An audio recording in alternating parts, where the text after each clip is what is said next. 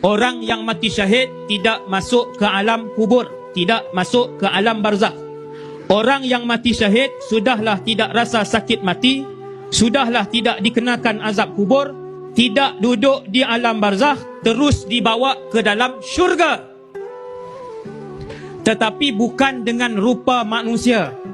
Tetapi belum boleh tengok, belum boleh makan makanan syurga, belum boleh naik kenderaan syurga, belum boleh pakai pakaian syurga, belum boleh pegang bidadari syurga.